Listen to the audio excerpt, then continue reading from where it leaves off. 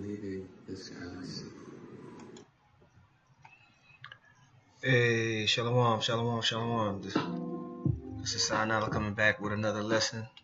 I want to start off by giving all praise, glory, and honor to Yahweh, Ba'ashem Yahushua, Ba'ashem Kakadash. Double honor to the elders that rule well. Peace and blessings to you, brothers, that they're preaching this word of sincerity and truth. I'm just coming back with this lesson I said I was going to do for my last lesson that I did.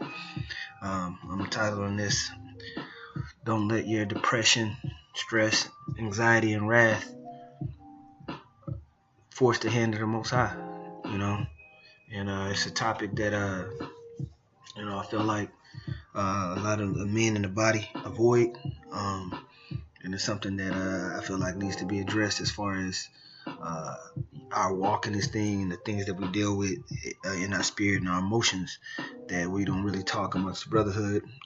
We kind of deal with it on our own, but it needs to be addressed because the scriptures address it, and that's brothers dealing with depression, brothers having a lot of wrath and rage and angry and strife and contention with the world, and living with anxiety. Maybe you having panic attacks. Maybe you might be crying alone.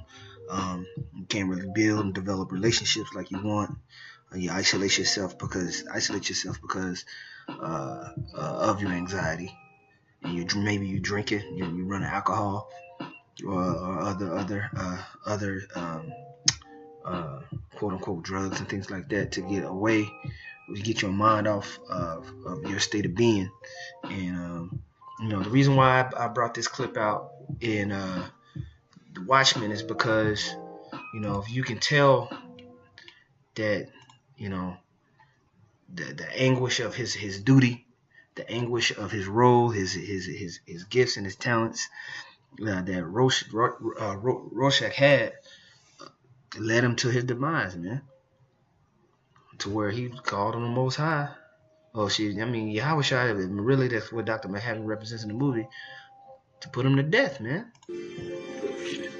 And a lot of Jake do that. They tempt the Most High in their wrath, because they tell themselves they don't care about living, they don't care about being alive. When how you gonna make it into the kingdom if you pass on to the spirit world, man?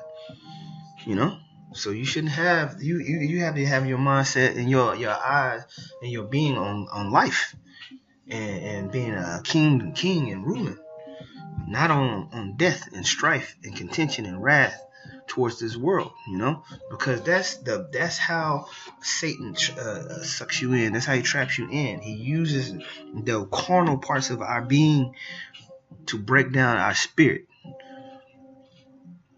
So when a man and Lord, your eyes are open, so you're constantly seeing homosexuality, you're constantly seeing murder and strife and adultery, and you're constantly having to deal with that in your daily life. Whether it's maybe you got dealing with an adulterous woman, or maybe you got defrauded by a friend, or maybe your family turned their back on you, or maybe you lost your job because of the you preaching.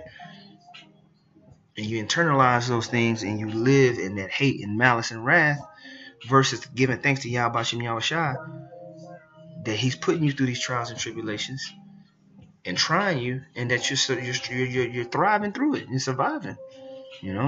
So I just got a couple of scriptures on that, man, because it's kind of been on my spirit to do this lesson as far as this goes. So Lord willing, this is edifying. I'm going to start off in the book of Sirach. Sirach chapter 30. One of my favorite scriptures here, really going into this. This is Sirach chapter 30, verse 21. It says, "Give not over thy mind to heaviness, and afflict not thyself in thine own counsel," right? It says, so don't give your mind over to heaviness, right? Because that's easy to do, man. Things happen, and you may not be where you want to be as far as in your walk, or you may not be in the position you want to be as far as your job, or maybe a certain relationship, or with your family. You're not able to provide them the things that you had in your mind to do it, and it makes your mind heavy, right? You start wallowing in that. And it says, afflict not thyself in thy own counsel, right? Now, what does that word mean, to afflict? What does it mean to afflict? Let's look that word afflict up.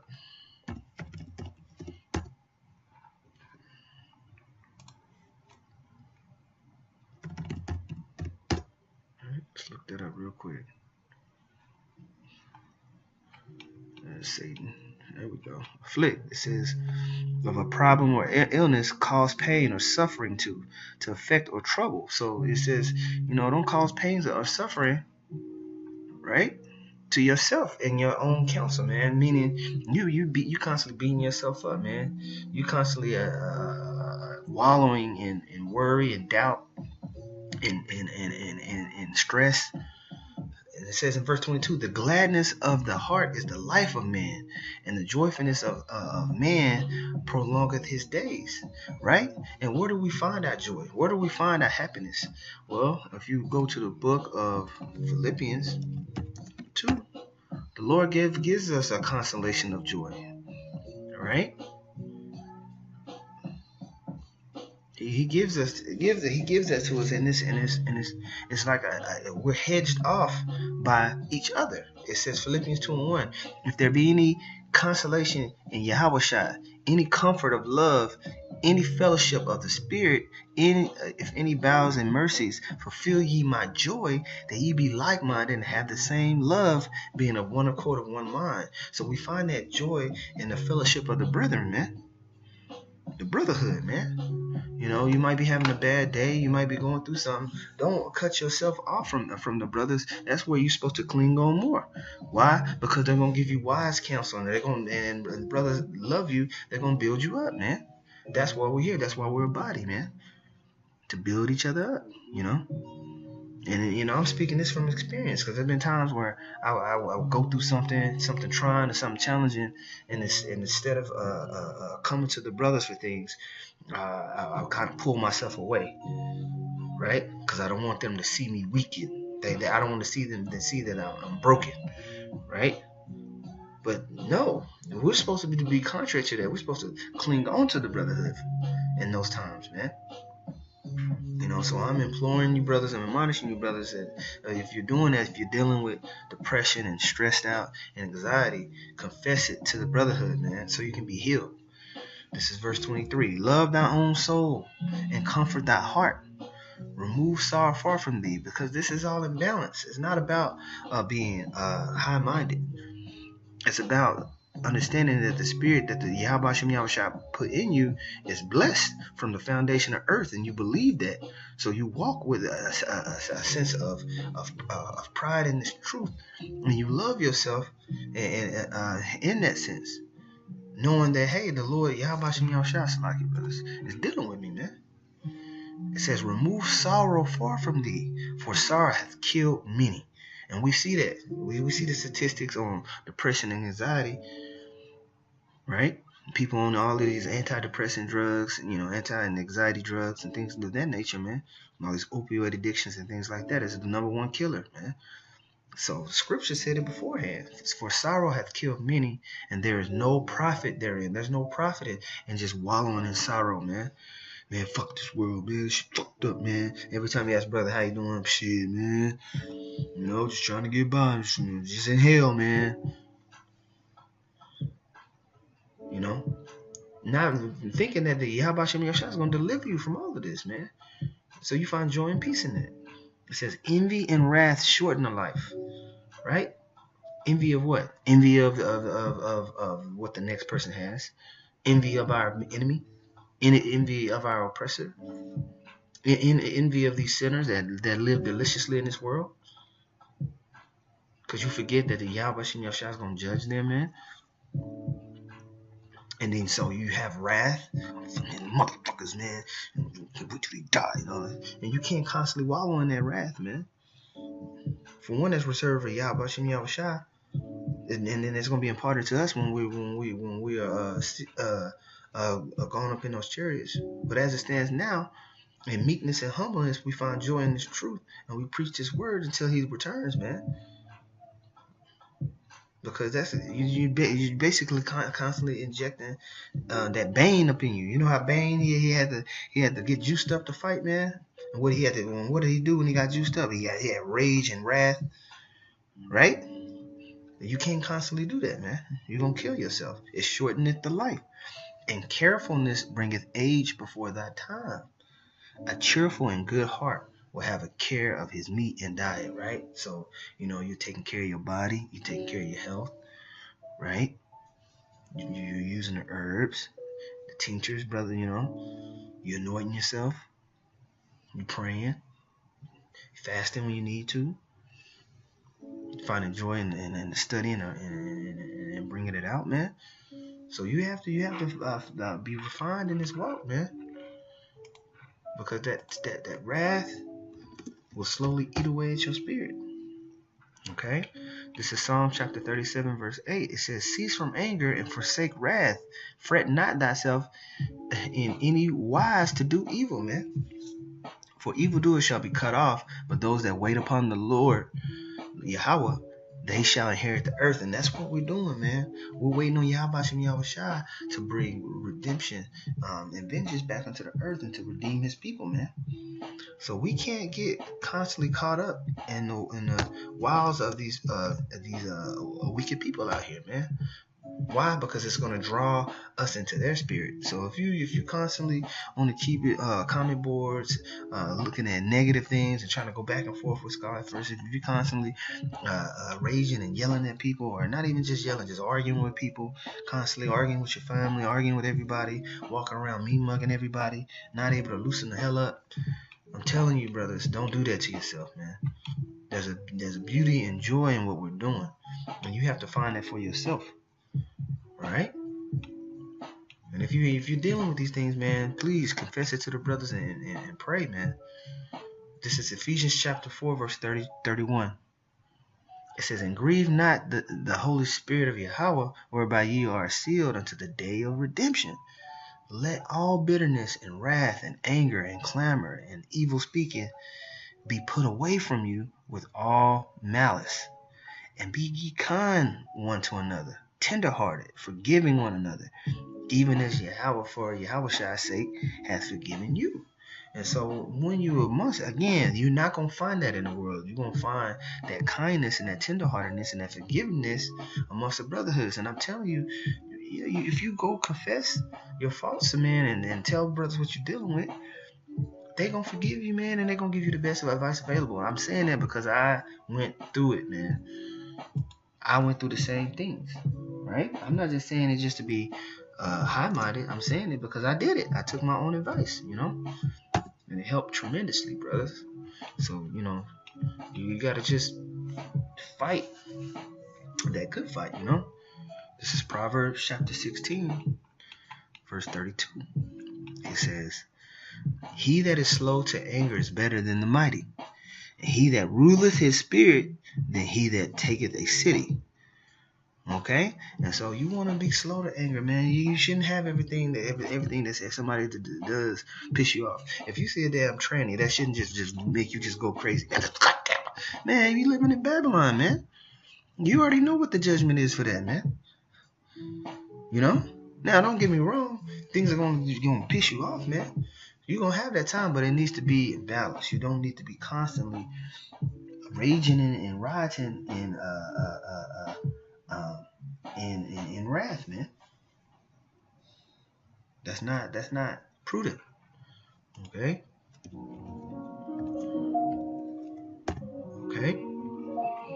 James chapter 1, verse 20 states, "For the wrath of man worketh not to the righteousness of Yahweh. Wherefore lay apart all filthiness and superfluity of naughtiness, and receive with meekness the engrafted word, which is able to save your soul," man. So that the wrath of man worketh not towards righteousness, man. So we're not just sent down to be just mad. And let's look up that word wrath here in the Greek. Let's look it up. Right. Strong's G 3709. Arge. Arge, it says anger, the natural disposition, temper, character, movement of agitation of the soul, impulse, desire, any violent emotion. Okay? Anger, wrath, indignation. Anger exhibited in punishment, hence used for punishment itself, of punishments inflicted by magistrates, man. So, you know, it's that having just to be real hot-headed, man.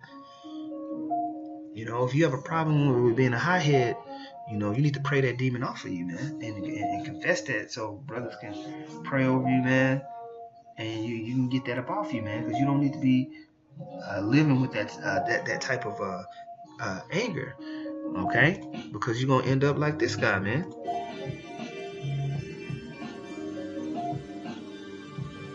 I'm telling you, man, do it. And the Lord's gonna you're gonna tempt the Lord, and He's gonna put you to death, man. Acting like you don't care about your life, man. Angry and mad at what the Most High's got going on. Yahweh Shem Yahushua set this planet up to be ruled by Esau and for it to culminate in its height of wickedness. So when you go out in the highways and byways around the world, guess what? You're gonna see all types of manner of wickedness, man. Right? And so this is not who we're meant to be, man. And then if you get killed, and then guess what? You're gonna leave brothers behind to mourn you, man. And it's nothing like losing a brother, man. It's one of the heaviest feelings you ever feel, you know? Okay? Let me jump to Ephesians chapter... That's not what I want. Let's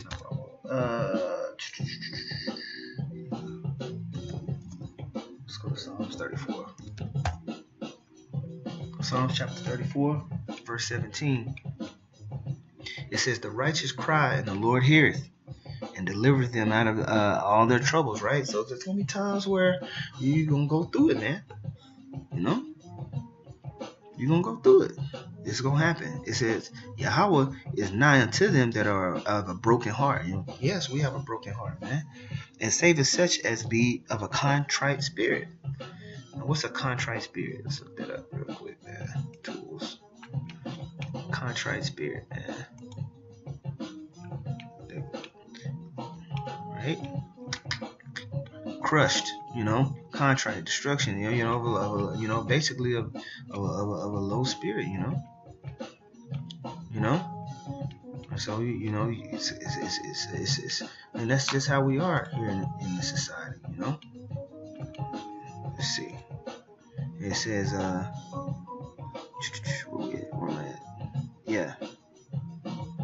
Yeah, many are the affections of the righteous, but Yahweh delivereth him out of them all.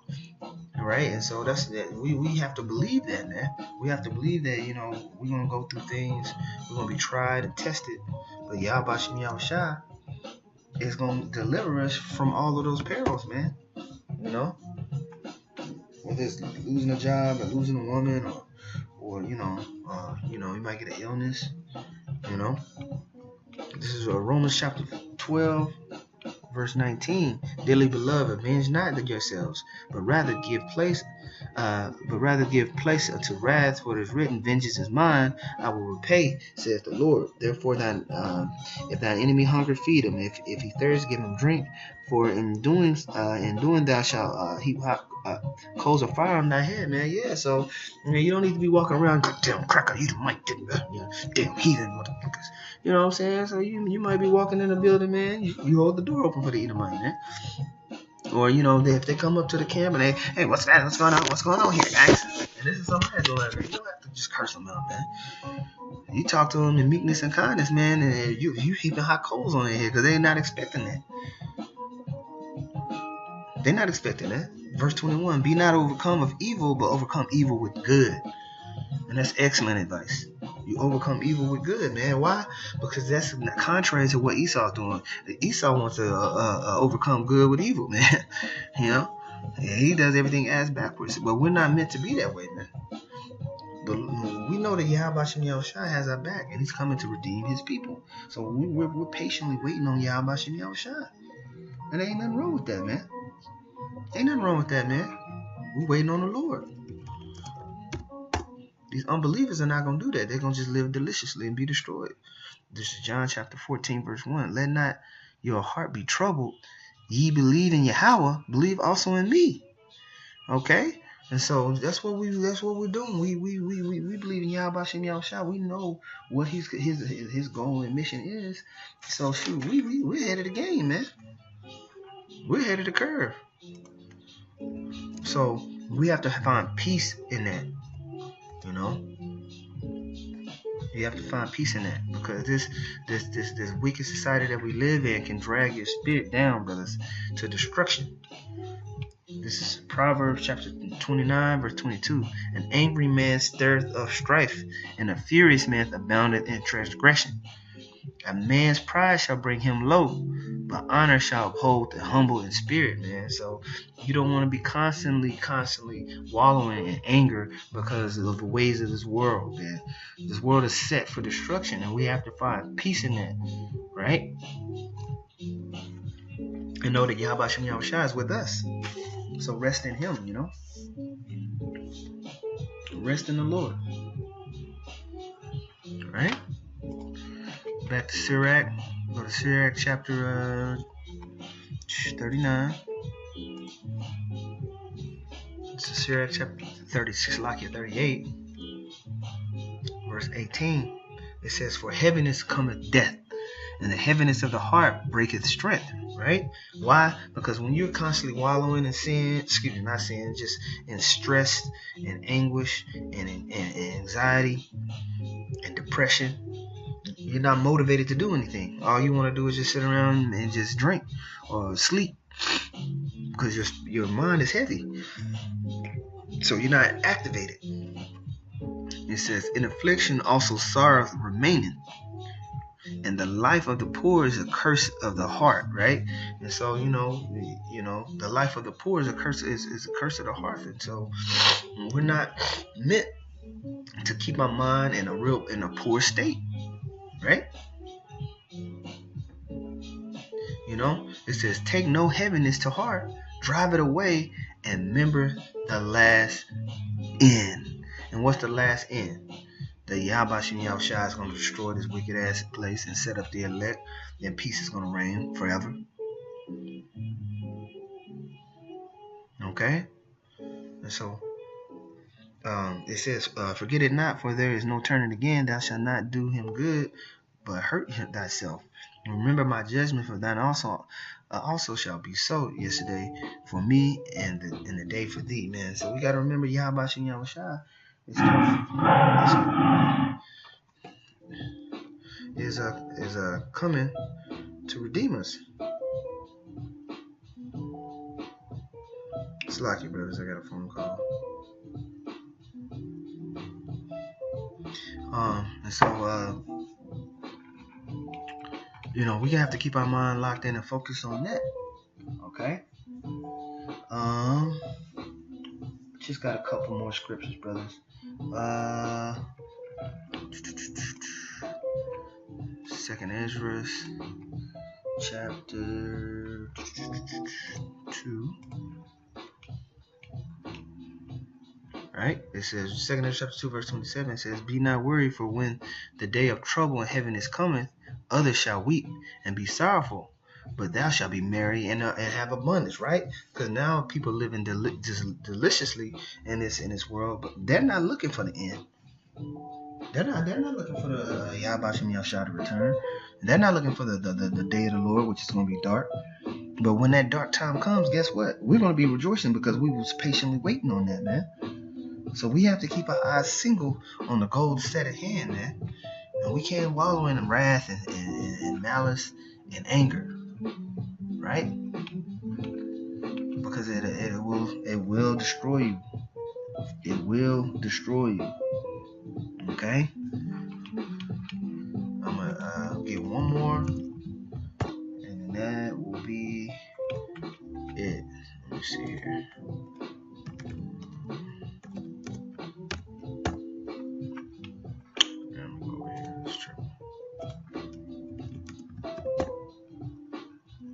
Proverbs chapter 14, verse 29 says, "He that is slow to wrath is of great understanding, but he that is hasty of spirit exalteth folly.